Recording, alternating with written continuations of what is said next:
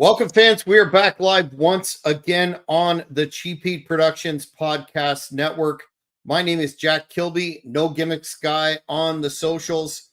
And I have a really special interview for the Cheap Heat Productions Podcast, our flagship interview show. And it's a man who really had a fascinating career over a number of decades. He was a standout, to say the least, in the Northeast. He is an ECW, Eastern Championship Wrestling original, the youngest man ever to hold the ECW, I was about to say tag team, but television title. He is known as the Madman from the Badlands. I would be talking about none other than Mr. Glen Osborne. Glen, thank you for coming on today and welcome. Thank you, Jack. It's great to be here. It's good to see you again. So yeah, this is exciting. I've been waiting. We've had this date for a while now, so it's great to be here. Yeah, I really was when you were on, and we're going to be talking about JR Ryder as well. But when you were on Ryder's Wrestling Review, you really impressed with your thoughtful takes on the industry and your perspectives coming from such a long, illustrious career. So I thought it would be a great idea to do a deep dive into your career. But I find the fans really like to find out way in the beginning, before you got into the business, were you a fan, and did you follow any territories or products in particular that inspired you? Absolutely. I had the bug bad. I was a huge fan. I found wrestling when I was 7 years old, and I was immediately taken by it. I was a kid that, I loved cartoons and superheroes and everything. And these guys were one better because they were real. And I grew up without a dad at home. So I was looking for role models that were, when a boy's growing up. So I saw these men on television, and they gave me something to sort of pattern myself after. And I loved the action, and I loved the personas and the whole atmosphere. And in fact, I started watching on TV being 7. But as I got older, any chance I had, I'd buy a ticket for the train. I'd buy a ticket. I'd go down I live in the Philadelphia area. I would, before I could even drive, I'd take the train down to the Civic Center or the Spectrum in Philadelphia. Anything I could get to, I would go to. I loved wrestling. I loved it the most live. I'd watch anytime it was on TV, but it was always great when I could go to the live shows. And I think that more than just about anything made me want to get into it. It was seeing it live. I prefer all my entertainments that way. That's just me. I prefer, not movies, obviously, but like bands and wrestling, and I just sports, the live stuff. It catches you in a way that it just can't on television, I think. So yeah, I grew up a huge fan. I used to build. It wasn't backyard wrestling, but I would build rings in my yard as best I could, and my unfortunate friends in the neighborhood would find themselves getting bum rushed sometimes in there to play a little bit. And, I think we all probably went through. I can't tell you how many pieces of furniture I broke in my mom's house. I broke her bed from doing the Superfly Elite Splash off of the dresser. I broke my one time. I always had to go. Every year I went to the Great American Bash. That was like one of the many dates on my calendar. So my friend and I went down one night, and we were so hyped up when we got home. I gave him a belly to back suplex on our fold out couch and broke that. Oh, my mom was furious. Oh my Lord. So, I think I probably went through all the growing up as a boy wrestling fan, all that kind of stuff. And then I never really thought about getting into it until later on when I had started. I found the gym, and I'd been training for a while. And when I was about 17, I thought, maybe this is something I would like to try. And I always thought if I could only just have one match, I'd feel like, wow, I made it, And then, after 21 years in it, it was a lot more than I had anticipated in the beginning, but I would not trade it for anything. Mm-hmm.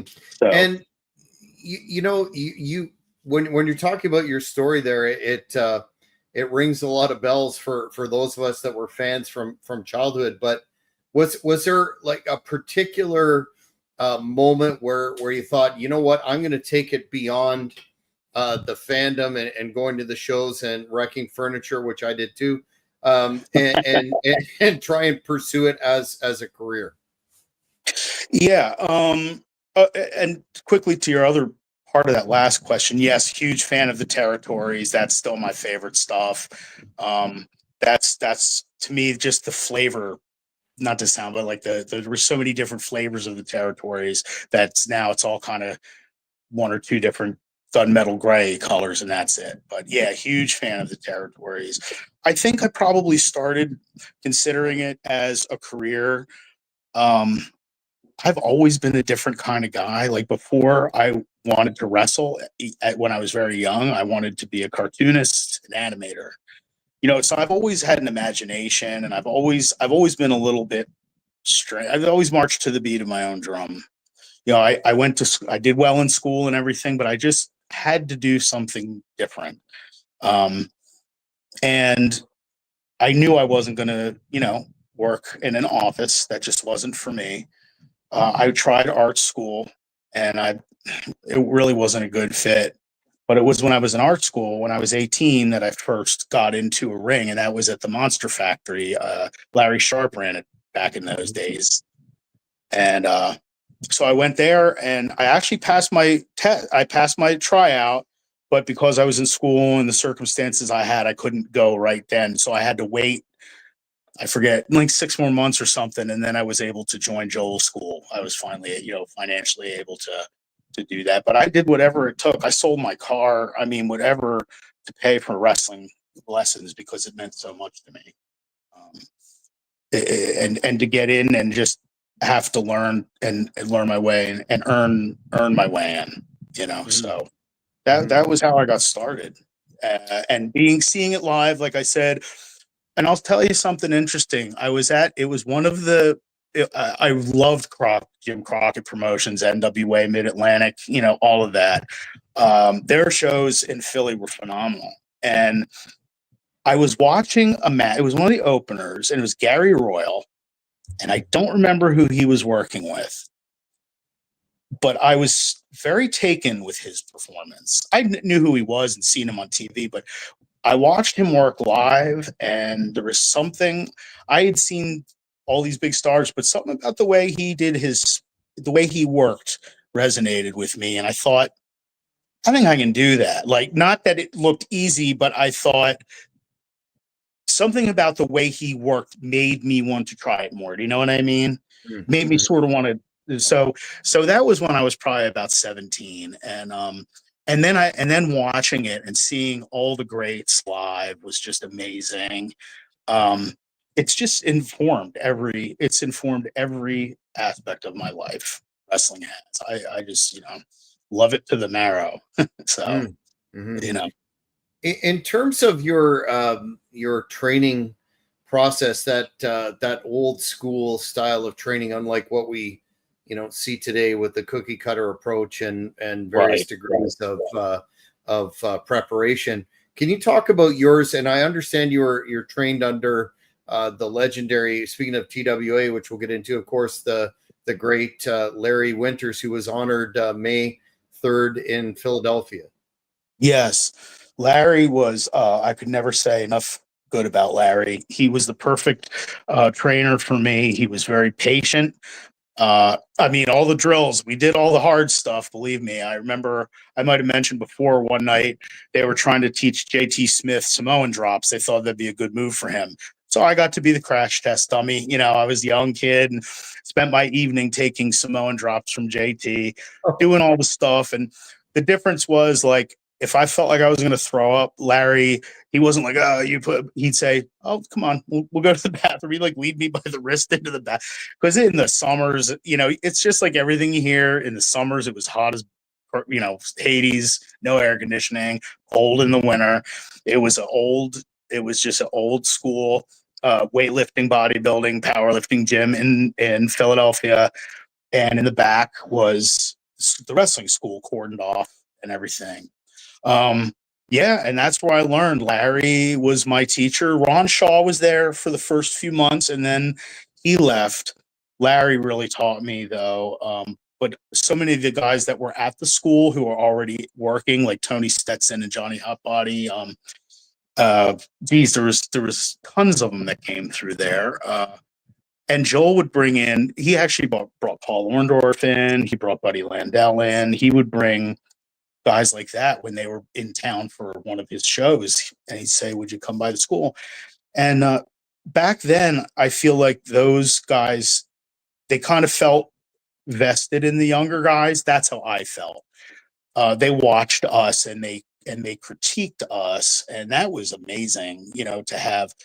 I remember one night wrestling Jimmy Janetti in New Jersey, and afterwards we came back, and Bam Bam Bigelow pulled us aside and said, "Hey guys, that was good, but when you're out in front of the crowd, you got to lay it in a little more, lay it in, not like just that, not yelling at us, not they would watch and they would offer constructive criticism." Again, that was my experience. So that was pretty cool. So yeah, you're definitely trained, and then you go out, and then you kind of have, it's like the, you throw the stone in the ripple effect. As you go through the wrestling world, meet more people, they train you too, and the fans and your opponents and everybody. So you never really stop learning. But Larry was awesome. He was just great, and everybody, DC Drake, Mike King Kalua, Tom Brandy. These guys, again, Stetson Hotbody, these guys were names to me when I started, because I was the magazines, they were like everything. I had subscriptions to a couple, and the ones that I didn't have subscriptions to, I'd go get at the newsstand. So I'd see those guys in the magazines all the time. So when I was on my first shows and there's, King Kalua and Tom Brandy and guys like that, it's humbling. And Stetson Hotbody had their thing going. So that was pretty cool times to be a part of. Yeah, most definitely. And as we saw May the 3rd at TWA One and Done, there's a lot of recognition that's due to those TWA guys that really paved the road for a lot of the Philly style, so to speak, that we'll talk about in a bit. Like you just mentioned, the great Johnny Hotbody, Tony Stetson, on and on and on, not to leave anybody out. But when you were first breaking into Tri-State, in terms of working the matches, etc., what was that experience like? And of course, be remiss without mentioning the man himself working for Joel Goodhart at that time. It was definitely eye-opening for someone so young. Joel, what was stressed to us was believability. I think first and foremost, kayfabe, believability. Joel was very old school. A lot of the guys I worked for then, Jim Kettner, their old school mentality. And that's just how I was brought up. I remember going to event, like to hype a show a week before or something, wherever we'd be. And a crew of us would go over to promote it. And Jimmy Janetti and I were friends and, teenagers. So we kind of wanted to hang out and go. And no. Larry, he would not. No. You're on opposite sides, and that was just pushed. And you could ask him too, but there were times Jimmy Janetti was my first major, dance partner. So we got programmed together all the time. And Joel would get us booked in places in Maryland and all this, and where I would have to drive him in my trunk, or I would drop him off blocks away from the arena and he'd walk up. That was very much protected back then. What I see now, and again, listen, I harbor no illusions. I'm not like a big star or anything. No, I just have opinions just based on what I've seen. I've been a working wrestler the whole time, which is really what I wanted to be. It wasn't about WrestleMania or anything. It was just to do right by the business and just be a working, a working wrestler. So, yeah, I was programmed with Jannetty all the time, but that was the thing back then. Kayfabe was still enforced back then. The territories were certainly on their way out, but there were still some. So it was that was a climate when I got in. There's very much, NWA, WWF, AWA was still kind of hanging on, but that was it when I got in, and then the territories, but they were dwindling. So it was an interesting time to get in that way too, just from the market and the business itself was in a very big state of flux at that point. So yeah, we were definitely taught respect the business, protect it, kayfabe, and believability. I think that's one reason a lot of the guys that came out of our school and our area in general tended to be as good as they were, is because those fans in Philly, you probably experienced it yourself, or the reputation, stands on its own, and they are brutal. So if you screwed anything up, or anything showed light, or anything looked weak, I mean, they would be on you. So you were better off to lay it in a little bit. I think that's why, we always maybe worked a little. It was smooth, but it was snug, but smooth. And we used to call that the old school smoothness. So even if you're laying it in on each other, it's smooth. You're not cleaning each other's clock. But that's just how we learned. And it was all about paying dues. Joel made sure we paid our dues, and working your way up from the bottom. It's changed a ton that way. So not always for the better sometimes, but not always.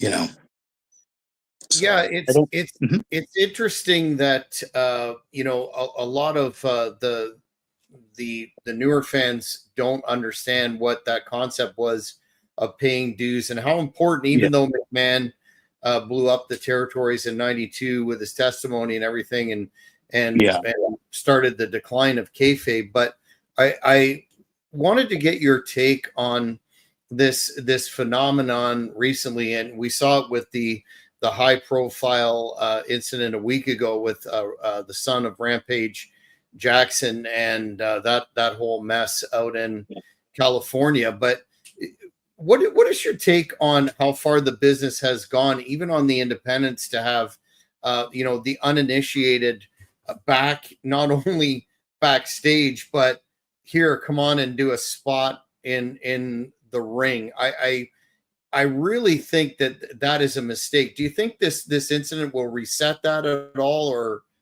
what's your I take really on hope. Unfortunately, I've heard that Raja Jackson has an independent booking for a promotion called, I forget what they're called, but this is. I always learned that wrestling will always reflect the climate of the culture that it's being presented in. So this culture we have of clicks and likes and everything. What is the one that he's on? Kick, I think it's called. Raja Jackson, the social media. The celebrity thing, I've never been in favor of. I think they're fine for window dressing or being a guest announcer or something like that. I've never, ever liked Pete Rose getting tombstoned, or William Shatner monkey flipping Jerry Lawler. I hate that. A WCW with the basketball players. Though, let's not even talk about the David Arquette. I've said many times now that the values that were instilled in me when I was learning how to do the wrestling business get raped on a daily basis now. I see. I'm numb to it, because first things years ago I'd see it, I'd go, oh my God, like Joel would never let that happen, or oh my God, Dennis Carluzzo or whoever it was would never let that happen ever. And now I see stuff happen all the time. And this Raja Jackson thing, I've been following that very closely the last week. And I think it's a couple things. Well, first of all, didn't what's his name, kick Cody Rhodes in the ear and hurt him too. Travis Scott. Travis Scott, yeah, he stiffed him quite badly at the pay-per-view before WrestleMania. I think that people treat the wrestling business with no respect, so then they let these people in, right, who don't have respect and don't. They can be. Oh, I've been a fan my whole life. I don't care. I was too, but you need to stay there, and everyone else, the wrestlers need to be in the ring. You need to stay there. That has been one of the biggest problems in wrestling, I think, for the last 25 years, 20 years, is all the fans are in the ring. There was this, we were always told if you can walk through the crowd and blend in, then you should stay there. Boy, has that gone down the crapper. Joel taught us you got to, when you walk out that curtain, you've immediately got to establish physical credibility. That was very much pushed to us. Not that you had to be a roid head. That's the other thing people get confused. It's not about a bodybuilding thing either. Look like you can, as Jim Cornette says, a grown ass man that can whoop somebody. Look like you can take care of yourself. Look like the guy at the party that no one wants to mess with. That's how I was taught, so I always tried to look the part. I went to the gym and I, did everything I needed to do. And you see so much less of that now. I feel like I will always give credit to the athleticism of the wrestlers today in both companies, but it's just, I don't think they're learning anything. They're not learning anything like how to get over or how to really work or, adjusting things. It's so micromanaged, they've lost all feel for the ad-libbing part. That's how we were taught too. Feel the crowd. You control the crowd, not the other way around. Don't, because they start yelling for something, don't feel obligated to do it. You control them. You're the director. They're the fans. Again, this is how I was taught. This isn't me just saying it. These are the values that I was instilled with. But it's tough, to watch what's happened. There's so much good talent out there that's never going to get a look on the independents. And like this NXT thing, I watched that some years back and I thought it was pretty good. But now it just doesn't seem like they're learning anything. But the WWE style, and that's it. In the 90s, you had a lot of guys from WWE. Jim Cornette handled third-party bookings, so they'd come down and wrestle in the independents, and I'd get to wrestle them, which was awesome. But that doesn't seem to happen anymore at all. It's like they're there, and you don't see them when they leave there, I don't think, flooding the independents because they don't work like workers do. They do WWE style. It's totally different, I think. So... yeah, and virtually eliminating house shows doesn't provide the opportunity for people to hone their craft, does it? Not at all. Everything, it's become like who did I say? Like swole theater kids now, It's not like a lot of them, there are some that I think can work and are professional wrestlers more than others, but I may be mistaken, but I think the new NXT class I saw coming in, I don't think there's anybody from the world of wrestling. I think it's all outside athletes and things like that they're going to train to do some facsimile of professional wrestling, but that's all just a show. And it perpetuates that whole thing. It's all scripted. It's all blood capsules, blah, blah, blah. Always used to be the jokes, and now that's come to pass all these years later, and it's a lost art. Not completely lost, but it's a art that's in trouble, for sure. And it's hard. I think it'll survive on in pockets, but it's just so, it's so the fans like WWE fans like WWE, and that's what they like, and AEW fans like their, so we'll see. We'll see. Kind of a long answer, but no, that's I couldn't agree with you more, man. And it's a philosophical one, but it's also a practical one. I think the only upside is there's an opportunity with especially WWE cutting down on the house shows to have some independents spring up and do well, and hopefully do it old school style. Your nickname, I always like the Madman from the Badlands. You were a big guy. Again, you looked like a powerful wrestler. The visual presentation was there, but I wanted to know how what inspired that persona, and how did it evolve? As you started contributing to the hardcore wrestling style that really became synonymous with the Philly scene. It started off again. I was so young and a lot smaller, and I was booked as more of like Jimmy Janetti was like a good sort of rocker type, and I was kind of a bad rocker type. But as I kept training and getting bigger and learning more, Joel said to me in the beginning, "Well, you're really young looking in the face. Go figure." So he said, "We got to make you look a little older or something." So he suggested the face paint. So it was originally a devil gimmick, like Kevin Sullivan. They had me throwing fireballs and coming out with a upside down cross. And at one point, they had me come out with a manager who was, decked out as a monk. Uh, the whole thing was supposed to be very sinister and all that, but I needed to get bigger too, because Joel said you can't be ominous, when you're an 18-year-old kid. So I knew I had to grow into it. So then I started getting booked more on the power end of things. And then it started morphing. I started getting booked that way. So I kind of just started following how the road went. All the names I had, like Madman from the Badlands, that was thought up by a friend of mine. The Beast, that was another one I had from like 2003 on. That was thought up by promoter Christopher Fox.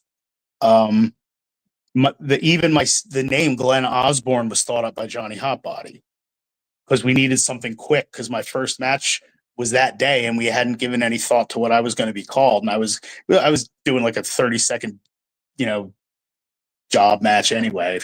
So I wasn't going to be out there long, but so they said Glen Osborne, we'll change it later. And it just stuck. And then the Ozzy thing was connoted and connected. And because Hotbody said, "Oh, you look kind of like Ozzy Osbourne." So that's how that came about.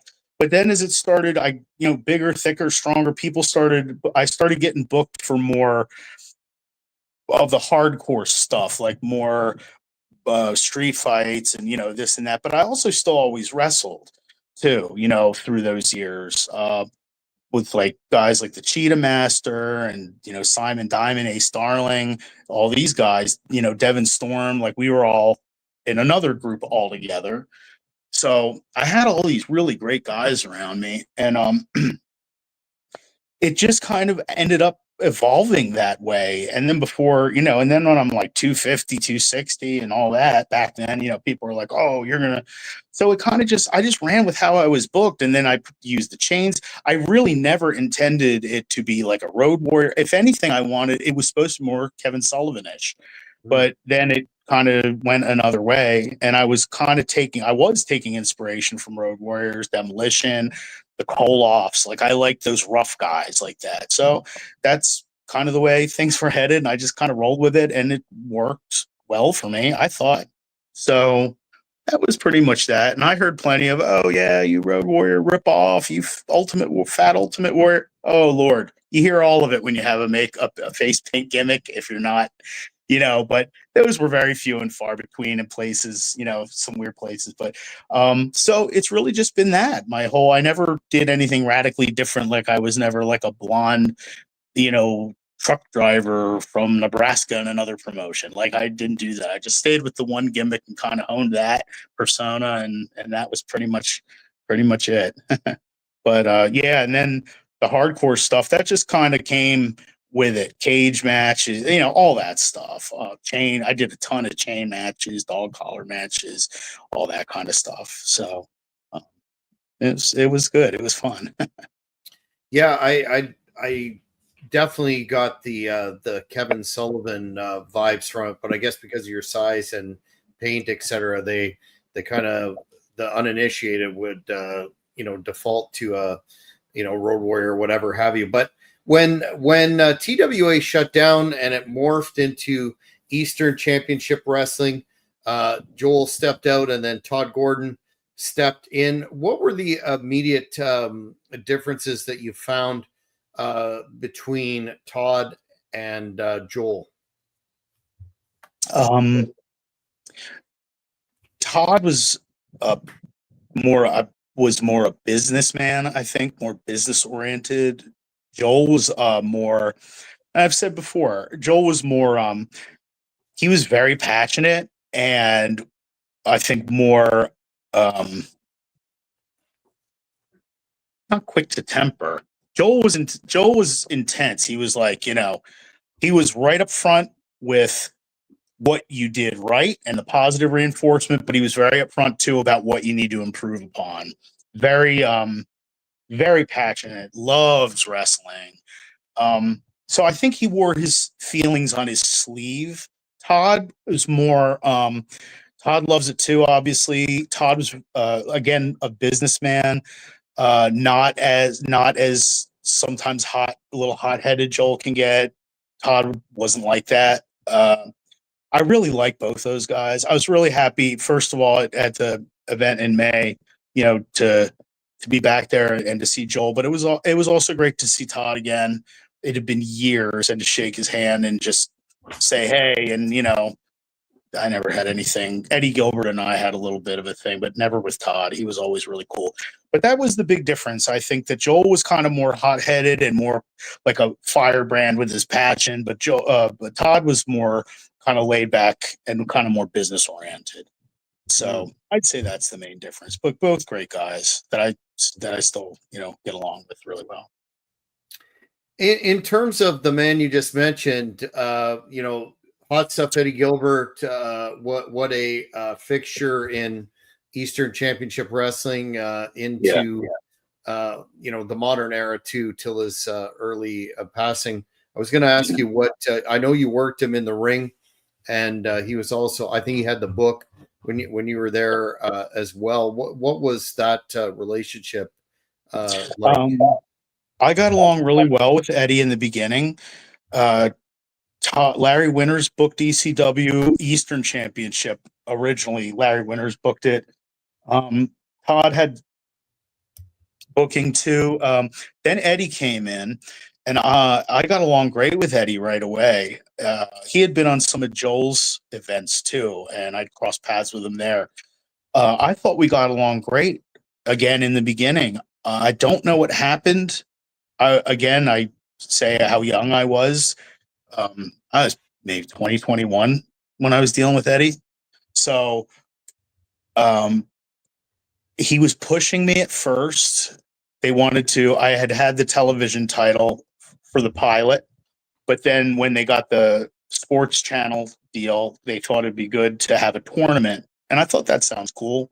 So I gave the title up and they had a TV tournament, and I got a good push. I got to the end, to the final round with Superfly Snuka, and then put him over, for which I understand completely. It's Superfly Snuka. Even his name, even in the early 90s, had a lot of weight to it. And it was just great to get there and to wrestle him in the final. And it looked like there were some plans, and all of a sudden, Eddie just changed toward me, and I don't know why. I've heard theories. I don't know if any of them are true. I may never know. But all of a sudden, I just started getting moved down the card. And I don't mind getting moved down the card if there's like a reason for it. I'll put anybody over if it makes sense.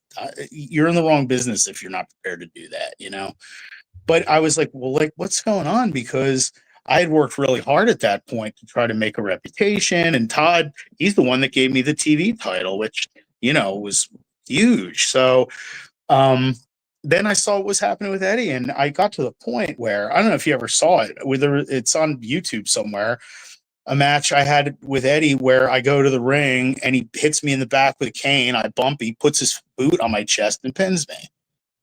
that was it. And I called Todd and I said, I didn't know what was going on. And I said, I don't think I can stay around anymore because, everything I was working for is getting washed away. And I think I'd be better off going out on the independents. And Todd was cool, and that was it. I never knew what happened to Ed, why he changed. I came to know a lot more about Eddie and some of his, I know he's very paranoid and um, a lot of Demons. that kind of stuff. So I guess I did something. I tweaked something that got him on that defensive mode or something. It was very, very odd. So then he passed away, and then ironically enough, I was on the first Eddie Gilbert Memorial Brawl that Dennis Carluzzo ran. So that was kind of strange. So, I mean, ultimately, I think very highly of Eddie, and my memories of him, other than that, ultimately are fond ones. Because I did learn a lot from him, working with him in the ring and talking to him in the back. So overall, I'd say it was a positive experience. It was just it wouldn't have been weird if he had just said something and said, "Hey, well, maybe blah blah blah." So I don't know if I'll ever know, but that was my experience with him. Yeah, and of course, Todd Gordon talks about it extensively in his book that he was dealing with his demons and paranoia at the time. So Yeah, probably that was part of it as well. But I a believe fan so. on social media saw your coming on Riders Wrestling Review. J.R. Ryder, your alumnus from ECW, and we talked a little bit there about how you were involved in the first match that Paulie Dangerously, Paul Heyman, did in ECW, where he bonked you with his phone pretty good there. What were you thinking when Paul came in, and can you talk about how that little situation came together? Yeah, he had been there for those tapings at Cabrini College Fieldhouse, and I guess Eddie was the one that brought him in because they were going to do sort of reform the danger. I think they were calling it the Dangerous Alliance in ECW Eastern with Don Morocco, Jimmy Snuka, Eddie. They brought later on the Dark Patriot in. Um, Paulie was managing them. So yeah, that was how he made his debut, in ECW, was where he ran down the aisle and you could see it clear as day on tape, and he smashed me over the head with the phone and rolled Eddie on top of me. Yeah, I mean he got me with it, but I think I told you before. But he came in the back and he was very apologetic. He whacked me with it. And then he came back and he kind of grabbed my face like this and he's like, "Are you all right? Are you okay?" It's like, "Oh yeah, I'm good." So I mean, he was all right, back then. I think when Eddie got like a bee in his bonnet for me, I think Paul E did a little bit too. I don't know, but I went back to in '94 and I called Paul a few times about coming back, and I'm sure you've heard a million times, I got the exact same runaround. "Oh, Paul's not here. Oh, I'll have him call you back." All that kind of stuff. He put on different voices, and then one time at the end, he just answered with his own voice, and I'm like, "Paul," and he's like, "No, this isn't Paul." He had just given up even trying, and I'm like, he's like, "I was like, okay, talk to you later." And now Mm-hmm. he's you know up in WWE and everything. So God bless him. I said, I was green coming up then. I was learning, and he had an agenda. He had something he wanted to do, and I said to Bay Ragney, Chubby Dudley, I said it wasn't his job to let kids grow up. He had spots he wanted filled, and he had something he wanted to do. I get it. It was a bitter pill to swallow, but I get it. I always understood. Do you think, just to extend that a little bit there, in hindsight, he may have had his own motivations, but really those Philadelphia guys, the local guys, Stetson, Hot Body, Janetti, et cetera, that really built that scene up and got the buzz. There seemed to come to a point where there just wasn't a spot for them in the company. do you think that was really the right move, considering the foundation that everyone that I just mentioned and more laid, or was it just strictly business from your perspective? I mean, I understand business. I think it could have been done a little better. I mean, rather than just the blatant sort of, okay, everyone out and these guys come in. That was hard. We were booked differently with Joel. I felt like with Joel, everything had a darker, more sort of, you know how the NWA as opposed to the WWF had a gritty, darker feel to it as opposed to the bright lights. Joel's, I mean, that was like all gritty feel, like to me, like the TWA is what that was. I was booked more of a sinister guy. Jimmy Jannetty was this high flying, like everyone was more. I don't know, when ECW Eastern started, it was more like cartoony. I felt like the booking got cartoony. Like Jimmy Jannetty just he and Stevie Richards actually were the first ECW match ever. I was there for that one, and Jannetty left shortly thereafter. But I'm sorry. Could you repeat the question? Too many chair shots today. No worries. Just the way that it was handled in terms of, like you're saying. Sure. I mean, I've talked to Hot Body many times, and he talked about, basically, like you said, you're out, these guys are in, and it would seem to me that there would have been a spot in the company moving forward for those local guys that really made the scene what it was, including yourself. Yeah, I would have thought. I would have hoped there could have been a little bit more deft of a hand involved in if he wanted to move us out. One of the things with Todd giving me the TV title was something I could go out with onto the independent circuit and have some clout with. Not everybody had that. I was very fortunate, but yeah, like some guy like JT Smith was so good and so talented, nicest guy, kindest guy you'd ever want to meet, was a company man, and they just treated him so bad, and he got hurt. That was completely unnecessary. Again, I feel like whatever happened with me could have been different. Stetson, Hot Body, Larry, they got to hang around a little bit, but they ultimately they got some tag titles and stuff. But for what those guys did for the Philly scene, more than me, even like, or Jannetty, or not. What I'm saying is they were around before us, and they did so much. There wasn't a Philly scene. Philly was always a big wrestling town, but to have its own wrestling scene, that started with those guys. So yes. And Paulie's not from here, and Eddie Gilbert's not from here. Those guys meant a lot to the people here. Those are the people, when Joel would run his shows at the Civic Center, you'd get the people, he would have big crowds. And, some of that was because of the outside draws, obviously, that he'd bring in the big names.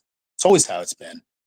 But, all his spot shows that he ran all over the place were mostly with just us guys, or, he'd have like a name match on the top or something.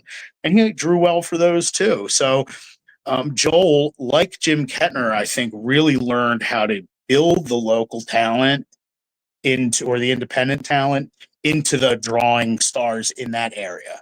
So very much like a territory that way. Although they didn't have television. ECW, again, I feel it kind of lost the eastern part, lost the plot a little bit as far as the Philly thing. Then it turned all hardcore, then extreme and everything like that. But, I did fine out there on my own, on the independents. I never hurt for work. I was always out there active. But guys like JT, who got hurt and were mistreated and haven't wrestled, and they stopped shortly thereafter, that was just wrong. I just use him as a big example because he was a well-known guy, very respected, and really got the shaft.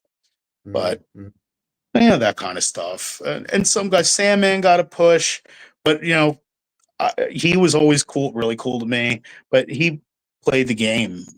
I didn't. Like, he was more. I wasn't a partier or anything like that. So I don't think ECW would have been a good fit for me anyway. Even if I had a chance to go back in '94 or '5.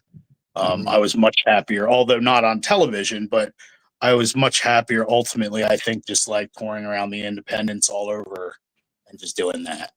Mhm. Much more freedom, um, much more freedom and creativity and all that stuff, and do your own bookings. And I don't know, that was just always the way I liked it. Yeah, and we'll talk about a fan question about the Sandman in a minute, but speaking of your independent run, I mean, you won titles in ECWA, PCW, MEWF, more. You had some great defenses against people like Christian Cage, Mick Foley, et cetera, et cetera. What of speaking just in terms of your independent career, would you be most proud of? A lot of fans that are smart to the Philly scene and the history still talk a lot, and Delaware talk about your deal with Christian Cage as being some tremendous matches. Oh, well, thank you very much. Yeah, he was great to work with. We worked in a couple different promotions. Jim Kettner used us. We traded the title back and forth. He was, we were both. I guess I was in my prime at that point. He was still coming up, but it was great working with him. With so smooth and so easy. And I felt like we had really good chemistry together in the ring. So, he was a pleasure. And anytime I had a chance to work, with somebody like that, with all the buzz and all the as talented as they were, boy, and it you learn from everybody. Even though, like, I was the senior one in that situation, he has whole other things he brought down from Canada with him. We had really good matches together. Thank you though for that, and to the fan that said that too. Um, they were great. They were great. And Mankind, that was in a Mick Foley. That was another one. Great. Um, ECWA, Jim Kettner's ECWA was just an awesome. There's a documentary out on it now called Backyard in Delaware, about how it rose Yeah. from his dream in his backyard to becoming a place where anyone who's anyone has walked down the aisle, over all those years. So uh, was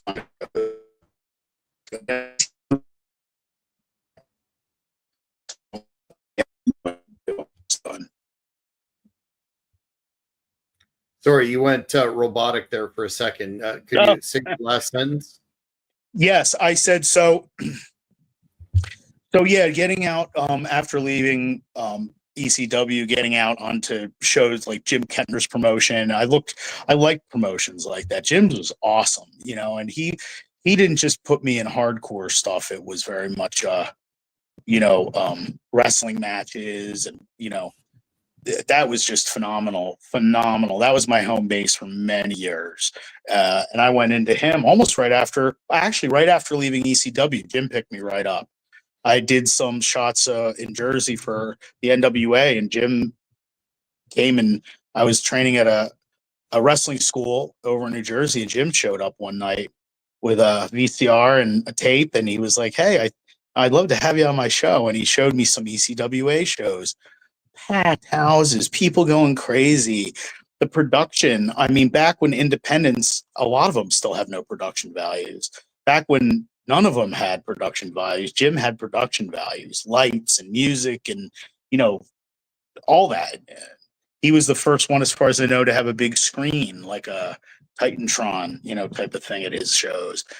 And I was blown away. I was like, sign me up, so and he was been a mentor ever since. I don't know. I feel like I've gotten wildly off the reservation on this one.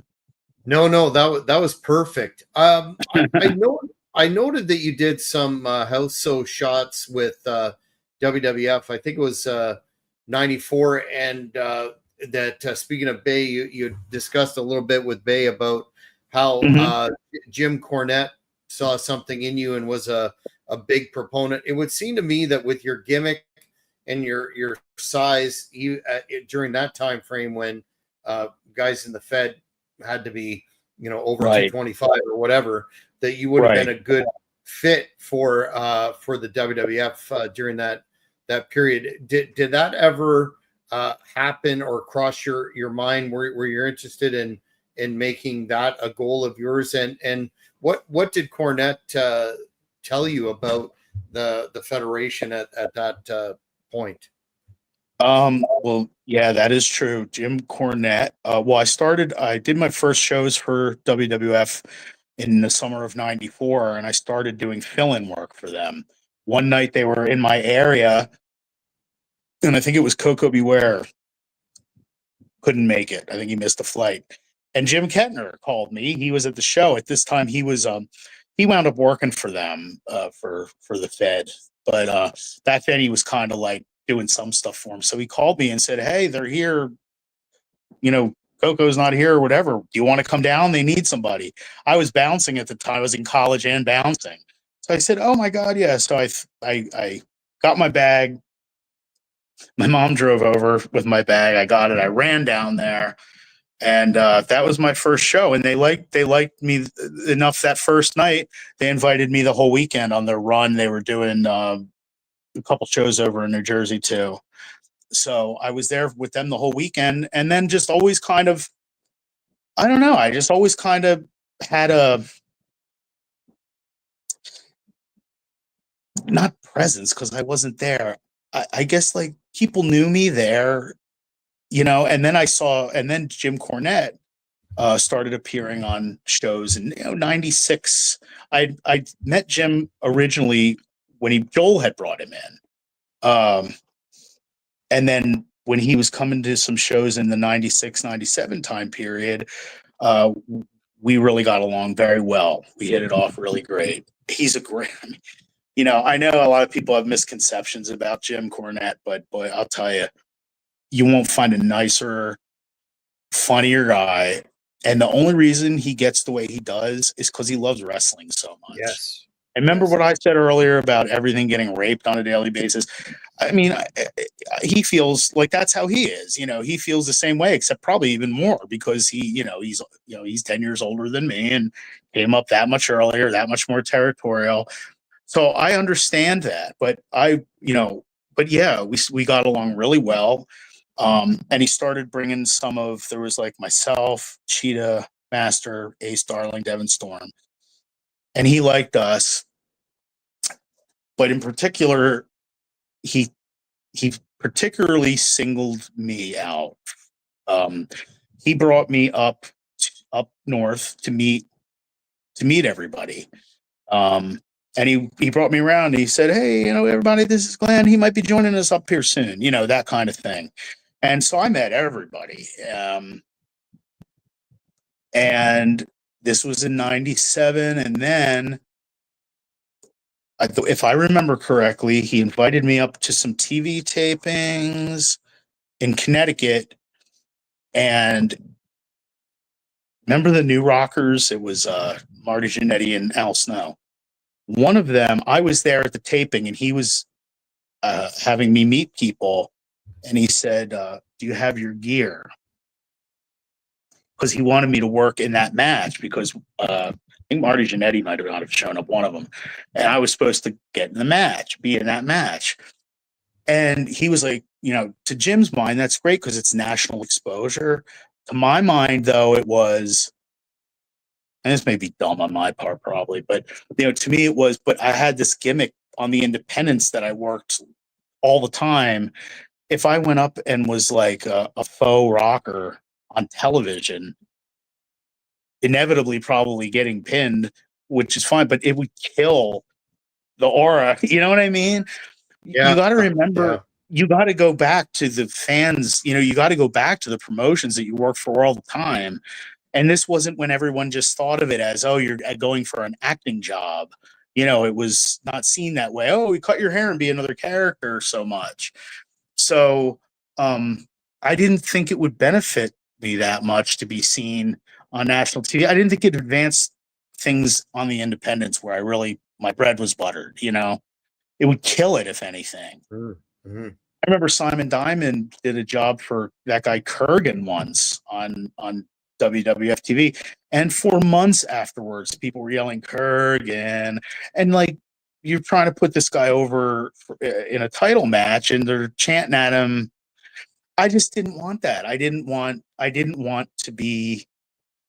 I kind of wanted to stay true to myself that way, and people would say, "Oh, well, now you're not rich or whatever." If I did that, doesn't mean I'd be rich anyway. I don't think it would have helped anything.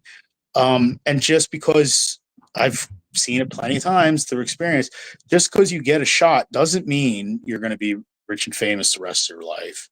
Look at Chris Candido and guys like that, or Tony Anthony. I mean, these guys are phenomenal, but then you're remembered as a TL Hopper or whatever, unless you are a wrestling fan and that that's not who he really is. But to the mainstream, you're that. I would do anything for wrestling, but that I don't think appealed to me very much. I had worked very hard to get what I had over on the independents, and to do things like with WWF, I felt great knowing that they thought I was good enough to come up there and work and do dark matches or do the fill-ins, or when their talent came to the independents, that they could work with me and have a good match and be safe. That was like making it, to me, in my mind, and getting in the magazines and all that stuff was making it to me. But that was cool. So Jim brought me up there. Jim taught me a ton. Cornette, taught me a ton, gave me so much confidence. And I've always said that one of the highlights of my time in wrestling is the fact that Jim Cornette saw something in me. Because, Bobby Eaton and, one of my all-time favorites, Jim, just the talent he was around. And I know what he likes in wrestling, and it's what I like. And the fact that he saw that in me and saw something in me, that just meant everything, man. Like, I turned down so many opportunities, and the fact that he was such a proponent. And even a few years back, my name came up on his podcast when he was talking about me and ECWA, and he mentioned me and Cheetah and a couple of guys, from back then, and that was really cool. But I was really, really, really quite tight with Jim Cornette. He'd call me at home, and we'd talk on the phone, and I felt really bad not pursuing that more. I felt like I disappointed him. I feel like I let him down a lot. I listened to his podcast. Didn't you call it? Sorry to interrupt you, but didn't you make the analogy that you had a lot of stuff going on? You were diversified. You were doing well on the independents, but the WWF at the time was like the military, and it was one thing to conceptualize that, and then to see it. That's exactly right. I probably prize my freedom over anything else. I hate to travel too much, and all that was signing your life away. When I would go do these things, and these guys, oh, you going to Australia next week? Yeah, I'm doing. That's just not me, And I was in school again. I was in school a lot of this time. I had a lot of other things going on, and I didn't feel like my life would be my own. I had others. My real life meant ultimately, as much to me as wrestling did. And I've seen so many guys lose home lives and lose things. They're so addicted to wrestling that they can't. I'm totally unwilling to lose my marriage, or I'm not willing to lose the life that I built outside of wrestling. Personal training, which I've been in for almost 30 years. That's been my shoot job for many years. Fitness training, athletic training, personal training. So that's been that. And I've had good things. I've had good things at home in my adult life. So, it didn't appeal to me, the thought of being home only 300 days a year. Like that was pretty much off the table. So I was going to go out and wrestle my own way as much as I could. That was pretty much it. because it is like that. It still is like that. I hear about one of my very best friends is very good friends with Tiffany Stratton's parents. And so I'm always hearing through him about where she's going and never stops. I mean, they're just forever in planes, in cars, overseas, here. I was much happier just being like an old territorial guy and just pounding the pavement around the mid-Atlantic and the East Coast. That to me felt better. And you got to do with what feels better for you ultimately. So, that was that. But Jim Cornette, absolutely. I can't imagine, if he was to ever come across this, I listened to him and Brian Last's podcast. They're great. I listen to it all the time. Jim is so funny and so sharp, and I so agree with his wrestling takes on most things. But yeah, that was a real highlight. Thanks for bringing that up.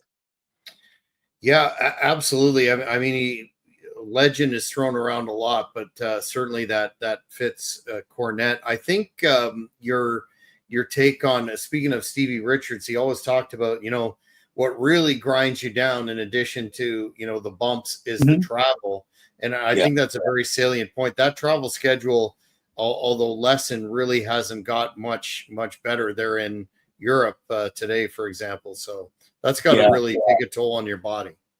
I'll tell you, yes. And it just same way, when I'd work on the independents 3, 4, 5 nights a week, sometimes more. And then when I would have gigs at a wrestling school, I'd be in the ring even more than that.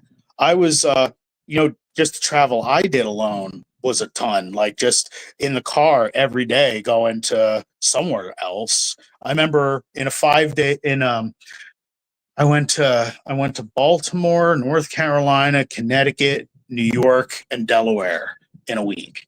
Like down, up, down. Like there was no like rhyme or reason, like just all over the place.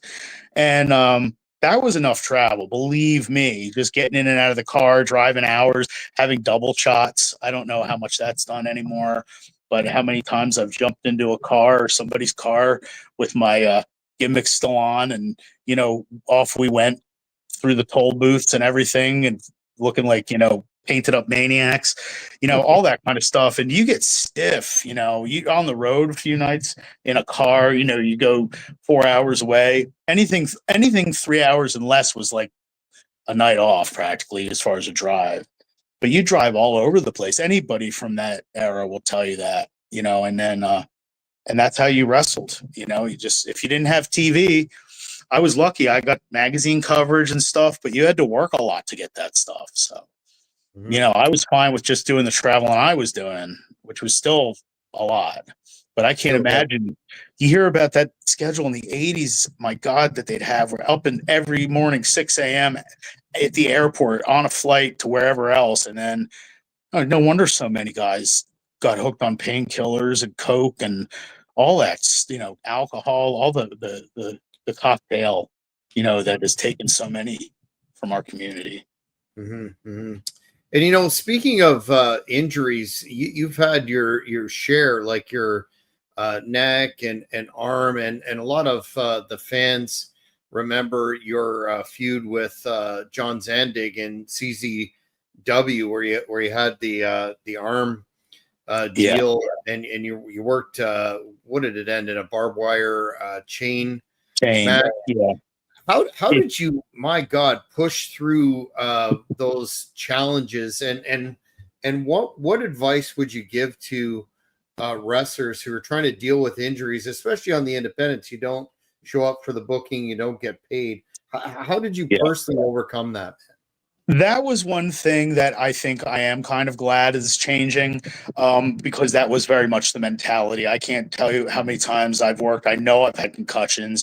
I worked with a broken nose. I totally destroyed my left ankle on a Friday night. I was in the ring the next night on a Saturday, and it was just a lot of stuff I should have had fixed that I didn't have fixed. That my neck during the Zandig thing was a really bad injury. To the brachial plexus, which is the bundle of nerves that goes from your neck down your arm. I actually did that in the gym, not in the ring. I was doing. I used to lift very heavy weights Okay. to maintain and everything, and build size. And I was doing overhead shoulder presses really heavy. And I was kind of competing with this other guy in the gym, and I put this weight on, and it's weight I'd done before, but and I pushed, and I completely blew out the discs in my neck. The disc lay on the brachial plexus. The pain was unrelenting and unbelievable. I lost. I had permanent damage in my left arm, down my left arm, from that. That's still here to this day. I still have to be careful with my training in the gym, and how, I'm pretty good, but I always have to watch, because I'm always one move away from, and then I'm out. I did it over last summer. I tweaked my neck, and I missed 9 days in the gym, which turns into like a month, once you're back to where you were before. And I think I've told you before, uh, my lower back, lower spine, and sacral spine are essentially crushed, and I have no feeling from the knees down, and my feet are paralyzed.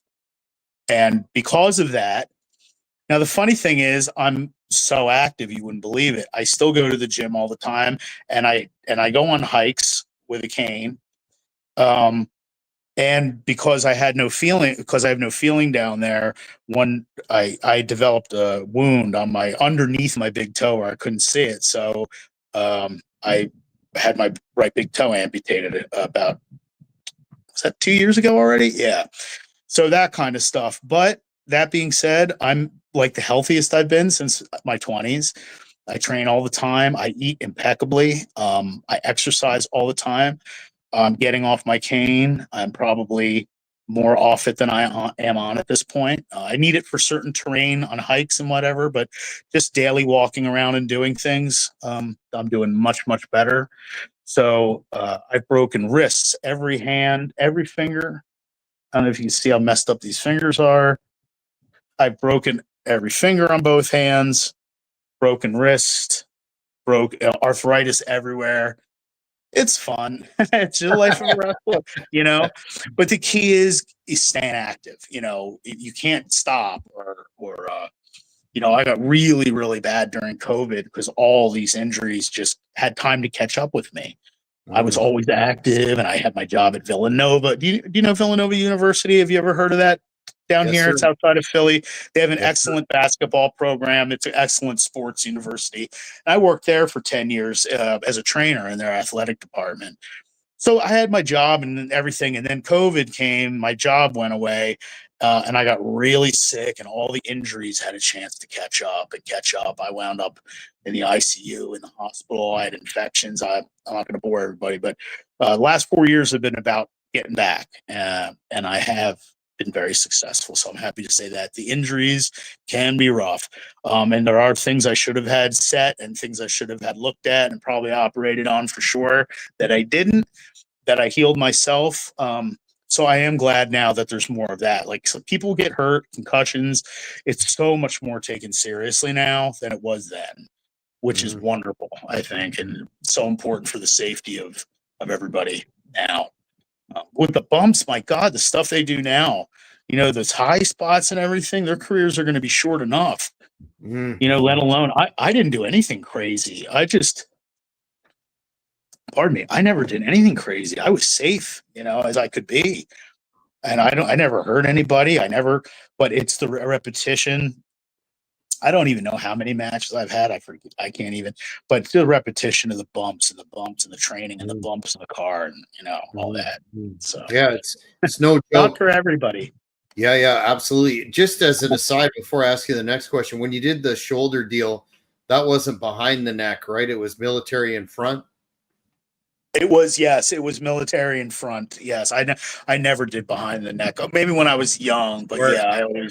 yeah, I always bring it down, and sometimes and I bring it down always under control. Yeah, I've always had good form, and I just came down and whoop, and I felt something move in my neck. That's never a good sign. If you actually feel something move, and I was like, oh, and it oh my God, 8 months of unrelenting pain. It felt like someone, like a lion, was just biting into my neck for like 8 friggin' months. So The Zandig thing, yeah. I mean, I was the heel. Usually the heel's not the one in the arm sling, but I was, because it's the only way I could do it. And I would take, like, again, I've never been like a druggie, I've never been a partier, but I would load up on like 28 Advil, or whatever I could, Tylenol, and just to try to take the angriness out of it. And my CZW run was mainly because they had TV, and I had friends that worked there, still friends to this day, and it was cool to work with John. But I really wish I could have given it a better. I was not in good physical condition for that run. I was, because of the injury, I'd gotten a little overweight. I was just not me. I wish I could have given him a little better. But that match was pretty wild, though, with the chain and the barbed wire. Got a big chunk of hair ripped out that one. Yeah, there's a lot of fans that enjoy your run there, all that notwithstanding. And kids, if you're watching, never do military press behind the neck, or you'll end up with a torn rotator like I've done too. Oh, wow. Okay, no kidding. Yeah, only do that once and get injured once, and then that's a dangerous exercise. But in terms of you've worked so many legends. We've got Cage Foley, but Ivan Koloff, Don Morocco, Jimmy Snuka, Bundy, Buddy Landell, Sexton Hardcastle, Edge, and of course J.R. Ryder. In terms of your favorite opponents, who would those be, or could you boil it down to a single one? Ooh, I don't think I can boil it down to a single one, but I'll say all of the above named were. I've been so lucky. I really have, Jack, to work with. I've been so lucky and blessed, and I'm so fortunate to have been with all of those guys and so many more. I'm always going to have a connection to Jimmy Giannetti. He was my first program. We're still good friends to this day. He just fluid in the ring. Stetson, hot body, old school at its finest. Any of the Samoans. Do you know Lloyd Alofa? Yep. He doesn't get as much press as the rest of LA Smooth. Yeah. I would work with Lloyd 7 nights a week. Lloyd is one of the best. There's some matches of he and I, some tag stuff we did on YouTube from ISPW, Tommy Fierro's promotion in New Jersey. Love Lloyd. We always matched up so well. Any of them. I think I've worked with all of the Samoans except like Rikishi or The Rock. I think all the rest I probably have. Samu, phenomenal. Oh man, those guys just smooth. Snuka, my God. It's so hard to boil down just one. Guys like Patch, Harley Lewis, Derek Domino, they're independent names from this area. I like to think that I could go in and not. I think there's nobody that I would be the one stinking up the match. I think I would always have nothing but a solid match, and everyone that they put me with is solid or way better. I've had to wrestle up to guys, wrestle down to guys. They've had to wrestle down or up to me. It's just how the business is. So, is your favorite the one you like doing the most like spots with, or the most? Sometimes there's guys I've heard guys say, you just reach out for them and it's just there. Giannetti and I were like that. Derek Domino and I were like that. There's just so many, and so many of the legends have been so gracious. I have had so little issue. Everybody's been cool. Even the Paulies and the Eddies, I really don't have ill will toward at all. Like I've been really blessed in this journey through the wrestling biz. So, those are just some names I'm throwing out there, and I know I'm forgetting a ton of people. Ace Starling, again, I keep throwing out all these names, because every couple minutes a new one will pop into my mind. So there have just been so many great ones. I know that's probably not the most satisfying answer, but no, that's I probably kind of the most sincere one. yeah, because of the extensive resume of opponents that you had, and just how long you were so productive in the business. I got time for one more fan question. This is kind of a combo one. I don't know how they quite link this up, but I'll ask anyway. They wanted to know about your experience in ring very early on with Sandman, and anything subsequent, and what your favorite. Speaking of gimmick matches, what your favorite gimmick match was to work? Sandman was never anything but great to me. Super cool guy. I regret that I did not. He's one of the few I didn't get to reconnect with at TWA One and Done. I don't know how I didn't see him back there. I didn't even see him until he came through the crowd during the lumberjack match.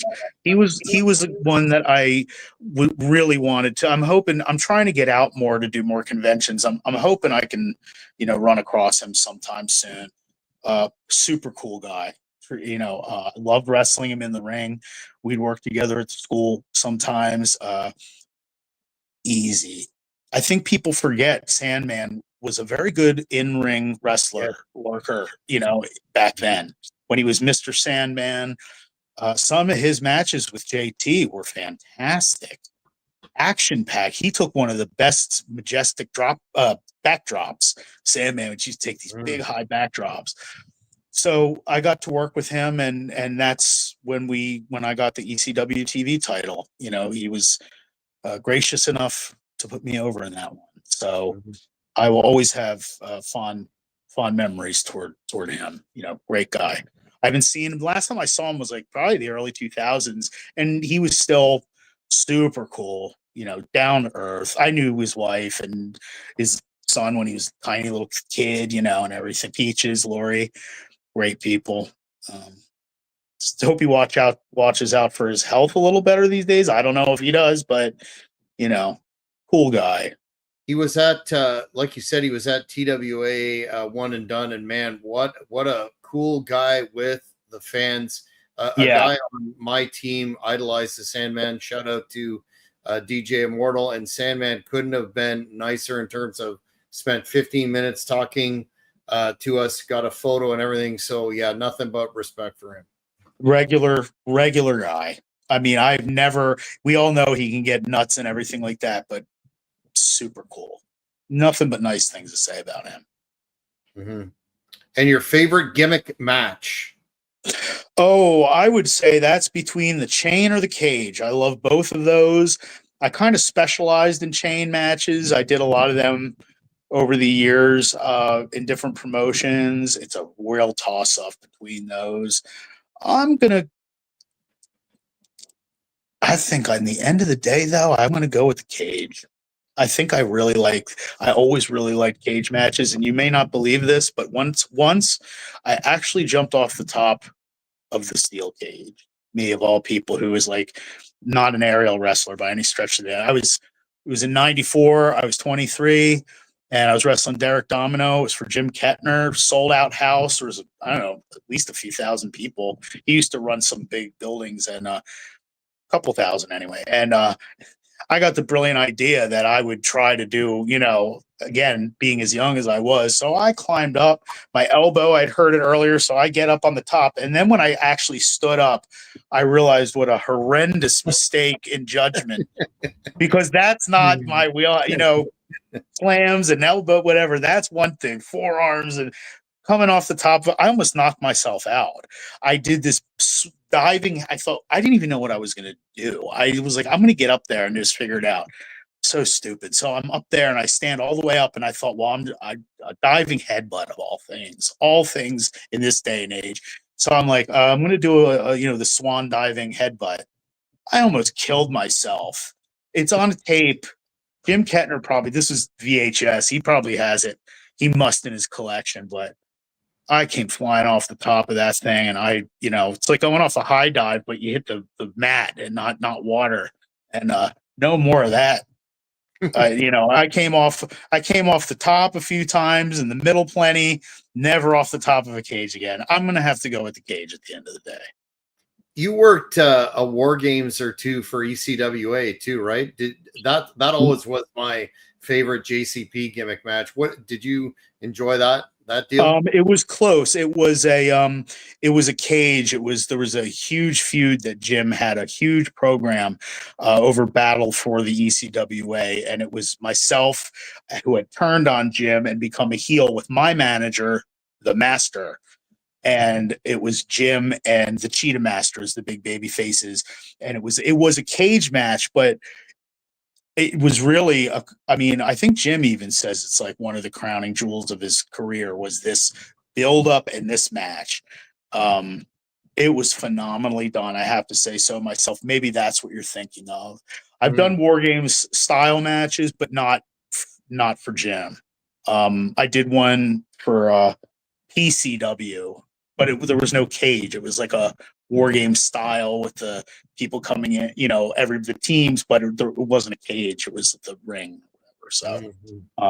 So I've kind of done one. I love that. I agree with you. That was my favorite. I saw one of them live actually. In No Philly. way, really. I did. I knew I had to go see that, so I got a ticket for that one, and I went down, and boy, that was phenomenal to see live. And it was the old ones with Dusty, and yeah, Horseman against the Superpowers deal. it was, yes, exactly. Horseman, Superpowers, and was it Superpowers? It might have been Superpowers, Road Warriors, and Nikita. Or yeah, I think it was Nikita against the Horseman. It was awesome. Yeah, Man. absolutely great stuff. I really appreciate your time today, Glenn. You've been very generous. I guess the question to wrap it up on would be, you've had a career that you've done so many things, spanned over 2 decades on the indies. You were ranked in, for those of us magazine heads from back in the day, you were in PWI Top 500, and you're in the ECWA Hall of Fame. And this may be difficult, but if you had to look back on your most your career highlight and the thing that you're most proud of overall, what would that be? As far as like an accomplishment, like a belt or something like that, or just generally? In general, what you are most your favorite career moment and what you're most proud of? Maybe they're the same, maybe they're not. I think I'm the most proud of. I like to think that I'm one of the few guys with a clean reputation that I'm proud of. I haven't made enemies. I've never hurt anybody. If I can leave the proceedings more positive than when I came to them, that's my goal. I love wrestling so much. I don't know. My God, as far as like a greatest moment, I'll tell you, and this is going to sound, we used to do Special Olympics for Jim Kettner in Delaware. And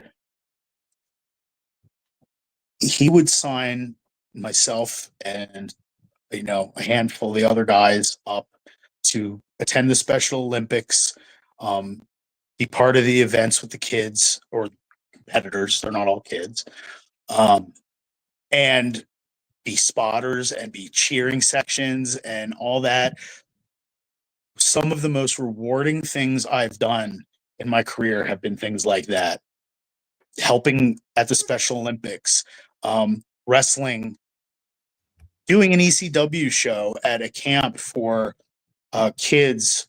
I think it was a 4-H club or something, all disabled kids. JT Smith and I there was a big show that night, and we did this show in the day, and JT and I somehow got left behind by the rest of the crew. So we stayed at this camp, JT and I, waiting for our ride to get to Philly, turn around and come back and get us. And we just talked with these kids while we waited, and listened to their stories and shook their hands. One kid had been burned by his father in his bed, had the whole melted look, had no hand, just a nub.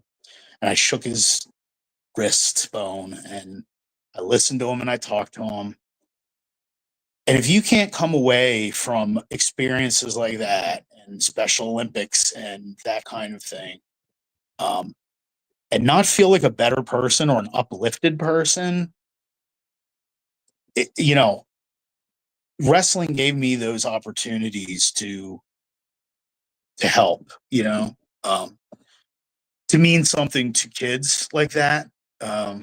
Whenever they you always would have disabled kids that come to the show, and to me, like, that's like the heart and soul of all this.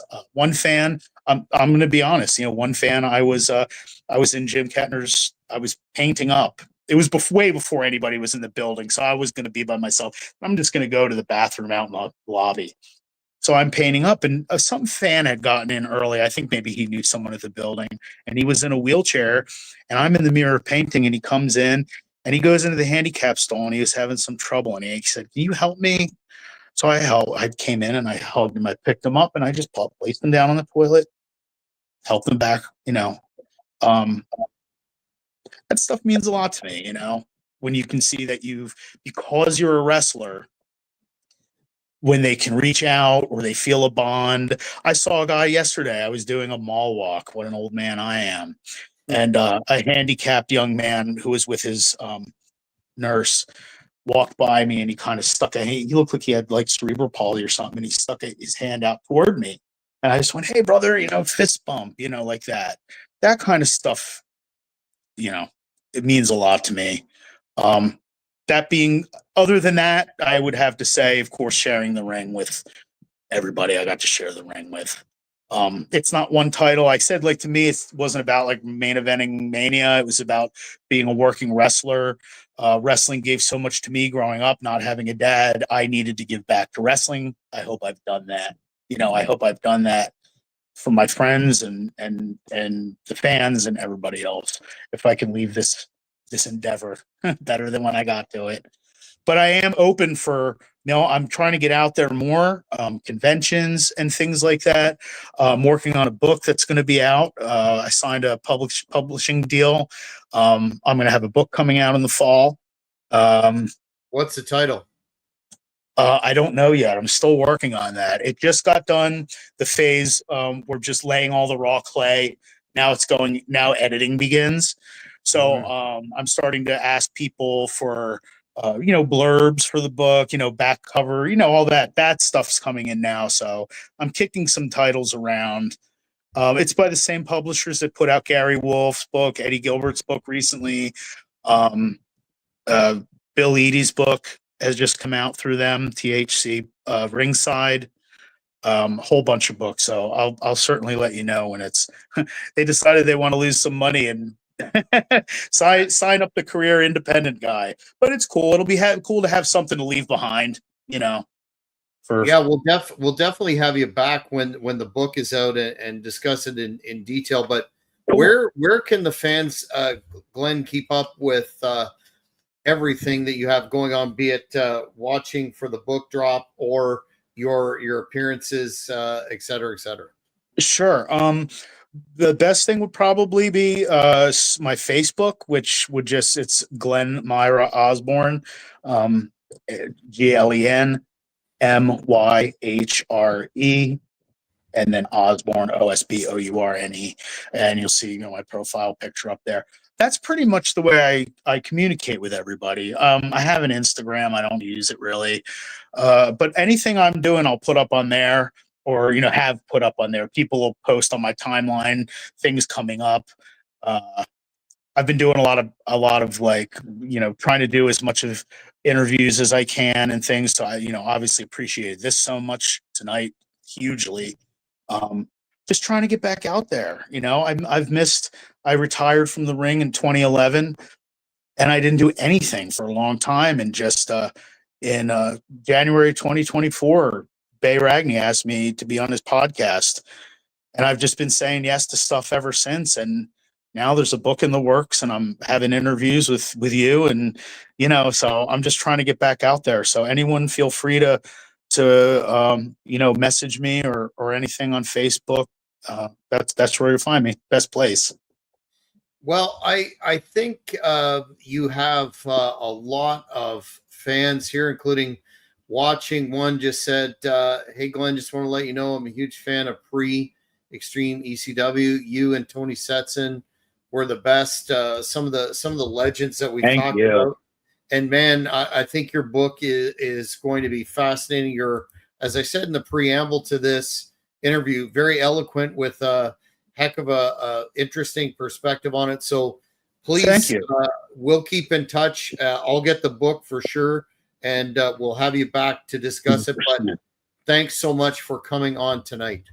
Thank you, Jack. I really, this has been a lot of fun, and I've really enjoyed talking with you. Thank you so much. Well, we'll do it again. But fans, that's it for this edition of the Cheap Heat Productions podcast. Make sure you like the video, and we will see you next time. Thank you for watching this video. Please give it a like if you enjoyed it. Be sure to follow us on all social media platforms at Cheap Heat Productions. Don't forget to hit the notification button, and you won't miss any